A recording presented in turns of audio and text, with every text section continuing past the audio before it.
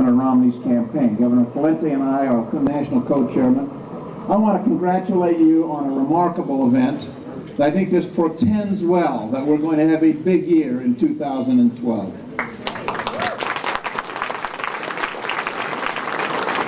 In the short time I have, could I just tell you something a bit personal about my observations about Governor Romney? This is not something you're going to hear on CNN or Fox or any of the other networks. In 1998, I was governor. 3 years prior, we had won the Winter Olympic Games. It was a very proud moment in our state's history. Regrettably, scandal broke out in the International Olympic Committee, and we were caught into the overspray of that scandal. It was a painful experience for all of us, a bruising moment. People who had worn proudly their Olympic jackets put them quietly back into the closet as we suffered through this very difficult moment. I was governor at the time, and while I was not responsible for the Olympic Games, our state had made a pledge that we would underwrite or guarantee the economics of the Games, because most places around the world, it's the national government that competes for the Games. In our case, it was the state. So I knew we had a lot on the line and we needed a new leader, and I concluded it was important that I find that leader. I knew that we needed to have a person that would meet at least a three-part criteria. The first is we needed someone who had a turnaround record that could demonstrate the capacity to take a hard problem and to turn it around and fix it. The second was we needed someone who could stand on the world stage and reinvigorate the sense of pride that needed to exist in the Olympics and to believe again. And third, we had a $400 million deficit because sponsors and others had begun to have a lack of confidence. I spent time looking at a large group of executives. When I met Mitt Romney, though I had never met him before, I knew this was the man. It took about 3 weeks. He was obviously living in Boston. I said to him, Mitt, America needs you. This is not just the Utah Games. This is the United States of America. The entire world will be watching this. He and Ann spoke about it for a time and concluded that they would, in fact, devote the next 3 years of their life as volunteers.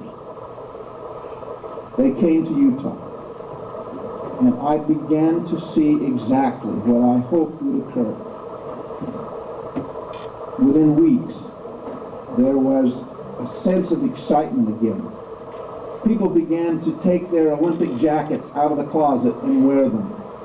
It was not just in Utah, it was literally around the Olympic world, because he stood on the world stage and said, we can do this, and we can do it well, because this is an important part of demonstrating the virtues of the human family. I then began to see him work on the budget. If I heard his speech once, I heard it 50 times.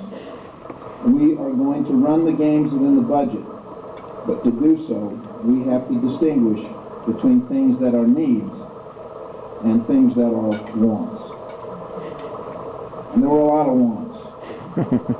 I remember one instance, the committee that was going to decorate the town had a budget of almost $20 million in the original budget. He said, we can't afford it. It's not a need, it's a want. The budget will be $2 million. And they responded by doing innovative things, and the city stood more proudly than it had ever before stood. He knew that there would be a need for volunteerism. I'll never forget an ad he put in the paper. Very simple. It said, help wanted, hard work, no pay, better hurry. Within months they had gathered 49,000 volunteers who agreed to spend 17 days. They had to buy their own jacket. They had to work without pay. and they had less than 1% who did not fulfill that responsibility. It was a spectacular outcome. And we not only ended up with not only did away with the $400 million deficit, we had a $100 million surplus, the first Olympic Games, Winter Olympic Games in history ever to develop a surplus. And it was on the basis of inspiring the world that we could do it, knowing the difference between needs and wants, and an effective turnaround. Now, I, after a short time after the Games, departed to work in President Bush's cabinet. Mitt Romney left and returned to Massachusetts, where he was elected governor. I saw him a short time after, and I said, I think the Olympics looks easy by comparison to this. He had a $3 billion deficit in Massachusetts. The economy was in the tank. 4 years later, using the same formula of distinguishing between wants and needs, Massachusetts had a $2 billion rainy day fund. He had governed in a way that allowed them to not just not put on additional debt, they cut taxes. How did he do that, people ask, with an 85% Democrat legislature? I'll tell you, and some of your legislators will appreciate this. Governor Romney issued 800 vetoes. As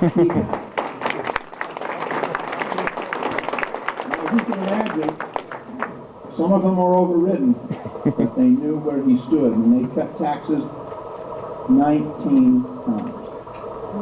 And I submit to you tonight that little criteria that I had when I was looking for someone to turn around the Olympics isn't far off what we need in the president today. We need someone who can stand on the world stage and make America proud again. We need someone who can oversee a turnaround. We need someone who can balance the budget by demonstrating the difference between things that are needed and things that are simply wanted. We need someone who can turn America again into a place that can restore the principles of the founders. If he were here today, he would respond by saying, Barack Obama would like very much to turn America into something, to transform America into something that looks like Europe. He'd make clear that Europe doesn't work in Europe, and it's not what we need to be in America. We need to be the United States of America, the home of the free, the land of the brave, the land of the founders. And we'll get it back in 2012. Join with me in supporting Mitt Romney next Saturday, because this is important. Thank you very much.